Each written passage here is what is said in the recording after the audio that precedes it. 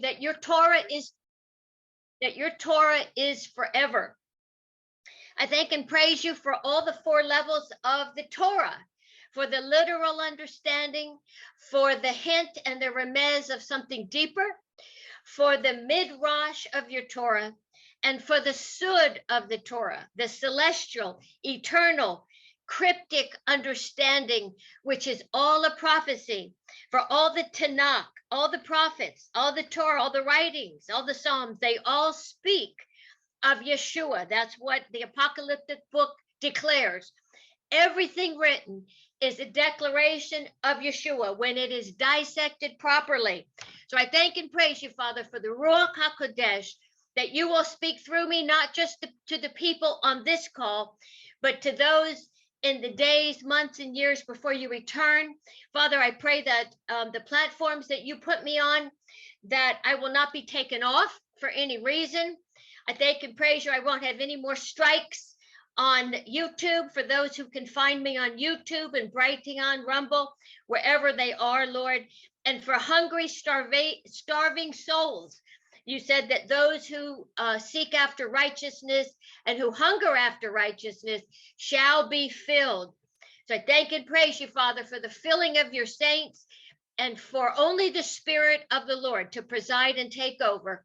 B'Shem Yeshua HaMoshiach, Amen. Okay, we will go forth. Okay, Shabbat Shalom to everybody. Thank you for coming on. Thank you for taking your time. And I pray that the Lord really ministered to you. This is a double portion, this parasha. The double portion is Chukat and Balak. And so we're going to tackle, so to speak, as it wouldn't really matter who and what synagogue, what rabbi, what teacher.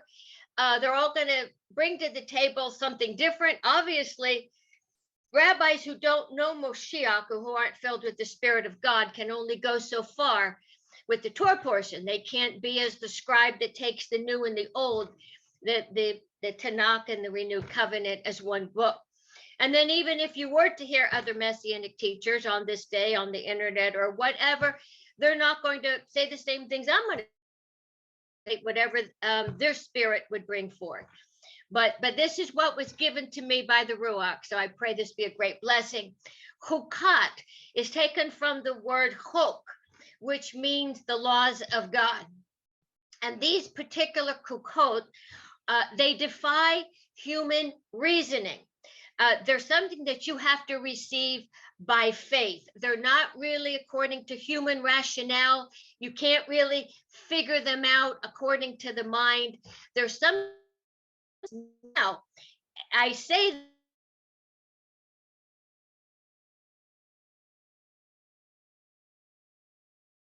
of understanding the Torah, you actually can figure it out. You can't just figure it out on a literal basis. Like the 10 Commandments, you can totally understand why you're not to covet. If you try to covet anybody else's things or husband or wife or calling or function or any of this stuff, anything you covet, because you can't have it and it's not your portion, if you covet it, you're going to be hateful and angry because you can't have it. That makes sense.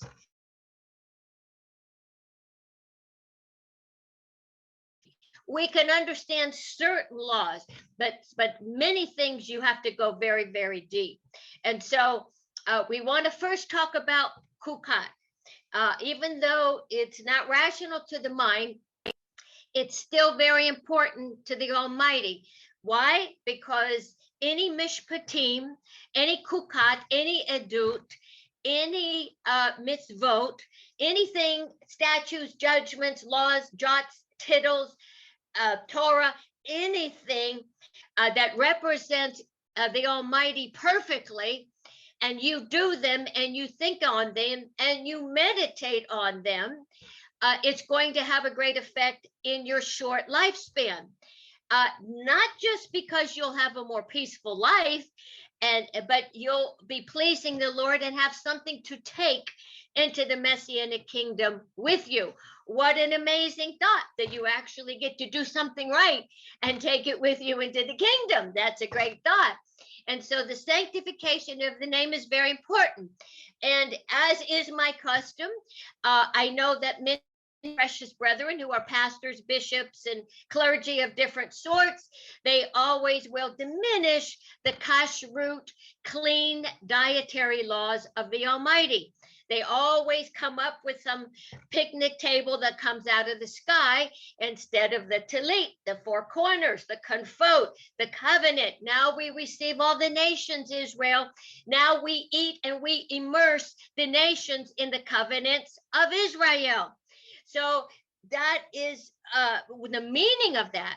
However, the literal meaning in Leviticus 11 and different portions of Deuteronomy, where God is clearly saying what to eat, what not to eat. Those are called kashrut laws. Kashrut is another word for proper, for fit, for that which is fit versus unfit. That which is tehor, meaning clean, that which is tumah, it's filthy, it's defiled. And so that's something that a lot of, not only do they not agree with and do not honor, but it's because they don't, number one, again, the sanctification of the name.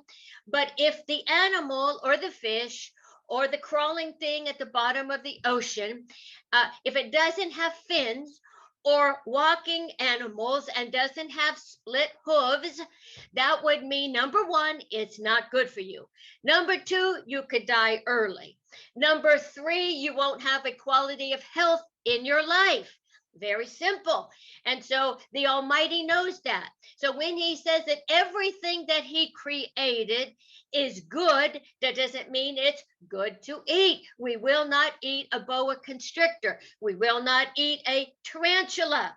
We will not eat certain things. Unfortunately, many people have eat much swine flesh. They have not been taught properly in the places of worship for the ecclesia. They have been taught something different about Acts 10. They have thought that the grace card swiped, everything is fine. That's not the interpretation. That's mislocation, that's misapplication, misinterpretation, and every other miss. And so that's another situation where many believers who are part of the body of Messiah have butchered the scriptures in this way by not interpreting them properly in the mind of the Almighty. And so to them, it's like Kukot, it's like this Torah portion. Why should I do it? How does it benefit me? It doesn't matter. I swipe my grace card. God understands my good intentions. All of these things except what God has clearly put into eternity. This is clean, this is not clean. This is acceptable, this is not acceptable. This is holy, this is profane. This is righteous, this is unrighteous. God is completely and consummately black and white on absolutely everything he says. There's no ambiguity with him. You might say, well, Zion's Rose, God did change his mind when Moses said, God, please don't wipe all these Jewish people out and start with me. What are all the nations going to say if you do that? And it's just you and me, God, and there ain't nobody else, and we have to now propagate the race with Jewish people. How's this going to work? Oh, the nations, it's going to be your reputation. And then it says that God relented because there was an intercessor. That is a totally different situation than what I'm talking about. Just like today, if there is an intercessor for a pagan and a very wicked person, and there's plenty of them out there right now, as you well know, if there's somebody standing in the gap, the Father will hear that. A righteous person will stand in the gap for somebody. Perhaps, maybe, that person, God will pursue them. God will have the pursuit of running after that person, give them every opportunity possible, but he definitely will not violate their free will. Therefore, if there is one person who stands in the gap, they have the power to wrangle, so to speak, the Almighty, to run after that person with every amazing opportunity to bring them unto the pardon and the ransom of Messiah. Just like our Jewish people, they have left their Jewish names. Now they have these Gentile names. Now they're in the courts of law as criminal defense attorneys. They're all strewn out throughout Hollywood. Why? They don't want to be a true Jew. They don't want to be the representation of God in the earth. They don't want to be the salt and the light. But if there's one righteous person in the ecclesia who has the spirit of Ruth, like Ruth did to Naomi, who cleaves to Naomi, who pleads on behalf and implores the Almighty, run after that person, you better believe on the deathbed, Yeshua himself is going to show up and say, I am your Messiah. I am your pardon. I am the Jewish defense for you that will stand in proxy as the mediator between you and God, the Almighty, the Father. I am the right hand who's been given all supreme power and authority has been given to me. You better believe he's going to visit that person.